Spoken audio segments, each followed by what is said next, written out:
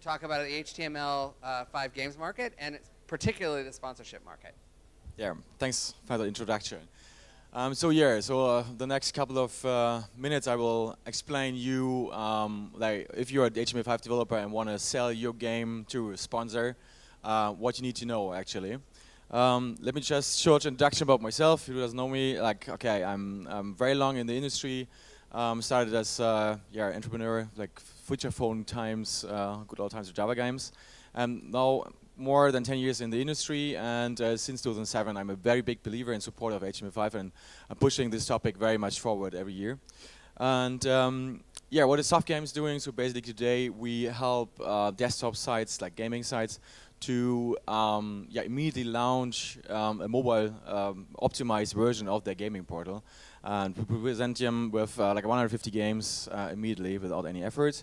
We work together with a lot of partners all over the world, and we have all together with the apps and the portals, we have like 6 million users right now on the portals. So let's start with this short HTML5 reality check. I love to do this every time that I'm here. So last time I was speaking in Singapore on Casual Connect, and it was a totally different view on the HTML5 market. What happened now over the last couple of months is that like a little gold rush has even started. So what happened is that the demand from the publisher side, from the portal guys, has increased a lot. So there are a lot of gaming portals out there who were just realized, hey, the desktop traffic is decreasing and have to go mobile. And so like a lot of people are really desperately looking for great content, especially based on HTML5, so they can go cross-platform. And on the other side, also the amount of the developers increased a lot. So when we got like in June, for example, like 2-3 games a week, now we get like 20 to 30 games a week, and so we can get really picky when we just choose the right content for us in the end. So how is the current HTML5 market structured? I mean, like, it's pretty easy. Like, casual games is dominating. When we started doing HTML5, like a long time ago, we said, okay, hey, like free-to-play is a great way to earn money. But it was like the big fault we ever made. We spent a lot of money on building a very fancy distribution platform with payment and all these things. And we found out like, hey, nobody's really interested for this, because you're actually competing always with native games. And when somebody is willing to spend some money in HTML5 games, they expect like a native-like experience here as well. So casual games is what is currently the most of the content which is on our platform right now. And there are just two very easy business models, or like one business model for the developer and one business model for the publisher, which is like, okay, the developer is doing the game and he's selling non-exclusive license to as much sites and portals and publishers as he can. And on the other hand, the publisher are purchasing these licenses, they put them on their portal, or they wrap them or whatever, and they monetize it through advertisement or through subscription service. So it's pretty easy, I would say. So when it comes to the situation that you're thinking about, okay, hey, I'm an HTML5 game developer, so what does it, so how can I sell actually my game? And when somebody is asking me the question always, okay, hey, I have a good game here, what are your let's say like your points where you say, okay, hey, this is a good game, not a good game. And that's why also the reason for my presentation is that I want to give developers an insight, okay, what does it mean, what is a high quality game, what is not just a good game, it's a really great game. And like the next 10 slides show you what is important for when you're the HTML5 TM developer. So at first, it starts with the gameplay. So gameplay is king. I think it's pretty easy. You don't have to do some really fancy whatever stuff. Just do it, as I said at the beginning, just do it very casual. So I say it simple but addictive, but try to add some little twist. You can see it very good. Okay, it's a big example here, but Candy Crush. So they use like Bejeweled, and they just added some simple ideas which make the game like a really great game. The same you can do as well in HTML5. So if you focus on popular topics like Match-3 or Tab-3 or whatever games, I mean, this can really give you the possibility to stand out of the crowd from like hundreds of other developers who are out there right now. then at least the best gameplay is worth nothing if nobody understands what the game is about. So try to include also some tutorials so that the people understand, okay, hey, what is my goal in this game? Yeah, where should I be at the end of the game? Very, very simple. I just made a small example here. We just took from our games. 3 to 4 steps, simple ideas, not that much text, and then people will understand it. And you can test actually if people understand it. If you give it to your mom or your dad, just give them mobile and say, hey, play it, and you will see exactly, okay, hey, if they understand it or not. I mean, it's very simple, but a lot of people are not doing this, and then they don't realize that the people don't play the game. Then next time is now when the people are inside your game, when they love playing your game, they want to share their experience with their friends. So just give them also, again, very simple way as a possibility to share their experiences. So I made a new high score, so hey, come on, let's tell my friends. Or oh my God, I lost again, so I don't want to, I need some help here or whatever. Just a Google Plus button or a Facebook share button or a Twitter button or whatever, and that's it. It's so pretty easy, and it works at the end of the day. But again, don't forget, you want to sell your game, so try to make the integration side pretty easy, so that the publisher can include his own Twitter account or Facebook account. Yeah. Then as well, I think it should be on the second place, because the best gameplay is worth nothing if the graphics are crappy. Because the people are very visual people, so they always look at first on the graphics. If they like the graphics, they will play it probably. But and so you're losing a lot of possibilities if the graphics are really crappy. What I always say, if you're a developer, don't try to be a graphic guy, and if you're a graphic guy, don't try to be a developer. So always try to find a counterpart, because then you can really create great content. And I saw it a lot of times that developers try to make graphics, and it was very sad because they had a very nice idea and didn't spend 500 euros on just buying a graphic artist or hiring a graphic artist to make his games. Then at least some examples here. What I mean with great, high quality graphics. As you see, again, pretty easy stuff. I just picked a tower defense game, and on the left side, then Scrabble style game. In the middle, and on the right, a mahjong game. That's not that. I think that can be done by everybody who is not for 10 years in the industry. But this, they are very appealing on the for the first look, and it will work out at the end of the day. That people will actually start playing your game. But at the same time, you're in the web, so please try to be efficient with the assets. Don't expect that somebody is waiting for get the game loaded for 5 minutes or even 2 minutes. So try to be very, very efficient with your assets, and try to play around as well when you're testing your game. Just switch off the Wi-Fi, switch off the 3G connection, and see, okay, how long does it take actually to load my game with the Edge network connection. And when you see, okay, hey, I would stop now, then come on, let's make it better, optimize it more, that you get it down to, 30 seconds or maximum. And as well, always try to show your users that something is going on inside your game. So a loading bar or Ajax loader, whatever, there's something, hey, something is going on there.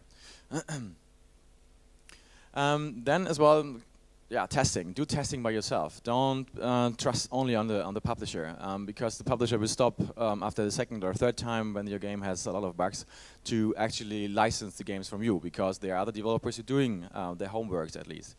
And I know also that a lot of companies are saying, okay, hey, we do all the QA for you and da-da-da. I mean, it doesn't make sense. It's important for you that you understand how your game is reacting on different devices. So when you're basically starting to develop the next game and the next game and the next game, you can learn from your experience from the first or second or whatever game. Basically what we do, for sure, we do the QA as well. And we do not have 500 devices there. We also focus on top devices, and the top devices you can see over here. On the left side, it's just Apple devices, pretty easy. We start with the 3GS, then 4S, 5, and I'm pretty sure it's coming up the 5S and 5C right now as well, but not yet. And then iPod Touch as well, the iPad, and on the other side it's just Samsung, so it's pretty easy. And if you concentrate, for example, on the Galaxy Y or Galaxy Ace, which is missing here, it will be for sure work as well on the Galaxy S4, S3, and 2. Then what is missing on this slide, but I can send you if you want, as well, is a point. There are different operating systems out there, and each operating system is giving you a different experience on the device. So try, when you're buying these devices, and I highly recommend you to buy these devices, try to get them with different operating systems. I'm really happy to share the list of the current operating systems, but for iOS, for example, it's like 4, it's starting with 4, it's going 5, then 6 and 7. You see like the whole range there. And for the Android devices is more or less the same. So like really like everything which is out there is there, and every operating system has its own problems. So you cannot get aware of this if you don't test this by yourself as well. Then something, localization is king, I called it. You will make the publisher very, very happy if you keep the text and the graphics separated. Our graphic artists are sitting the whole day and they're cutting graphics and putting new translations on this, and they hate this job. So, and there's a very, very, very easy way to to optimize this. When you put the text in the text file and just load the text from the text file into the game. You can use also Google Web Fonts, for example, if you say, okay, hey, I don't have the money to buy like a full pack of paid fonts, for example. And there are like free alternatives also outside there. And there are also tutorials how to use Google Web Fonts inside an HTML5 game. Then something which is very important, full screen. I mean, like what we're trying to do is we try to deliver a native-like experience to our customers, and this is something what you should try as well, because we are always competing with native apps, and we'll probably for sure always compete against them. But the people understand, or people just know native apps. So try to give them not the feeling that they're not opening an app, that they're playing in the browser. And this means, for example, not show the URL bar. I know iOS 7, it's getting more harder right now, but I saw also games who've managed it. Don't show any borders around, like I don't know, black borders or whatever stuff. So try to optimize it in full screen, and then everything is fine here. The same with the device orientation check. So before you start, go there and say, okay, hey, my game will be only available in landscape or will be only available in the portrait mode. And if the user is switching the device from landscape to portrait mode, for example, just show them a very simple icon and say, hey, you're doing this wrong, just change the device again. And this will help you in different ways. One way is that the game is fully playable in the resolution as it is designed for. You can see it on the right side, an example, like a bad example here, is that it's getting way smaller from the game field, so it's not possible anymore, or very hard to play the game inside the browser here. So this is something important. And then the sound stuff, I put it at the end because for example for us it's not so important, and it depends also on the game which you're investing in. For tower defense, probably it's not the most important. If you're doing like a Diamond Dash clone, then probably you should think about it. Anyway, if you're including the sound, please do give the user a chance to switch it on or off. I mean, like this is something which is normal, I would say, but we still get a lot of games who are just giving a very fancy sound when something is happening. And this is not let's say the user experience the users would like to have, because they're playing mostly these games when they're like in the subway, for example, in a train, and don't want to disturb their neighbors with like fancy sounds. And then I have also prepared a very nice bonus slide for you, which is more or less like to get the whole industry more professional here. Take care about tax issues. You're dealing with international or general like big companies or companies at all, and they all need like a real invoice. They all need a tax ID if you're based in EU. If you're based outside, they just need some kind of certificate that you're based in whatever, Ukraine, and you're paying the taxes over here. So this is like, sure, it's like something you might know here, but we discover it every time that there are people who say like, oh no, I don't need this and stuff. But this, this makes it impossible for us to actually launch the games on our portals. All right, that's it from my part. Like a short summary, that you get it back again. So what makes a game a high quality game? First, take care about the good gameplay, simple and addictive but creative. Include a tutorial, try to make a social integration possible.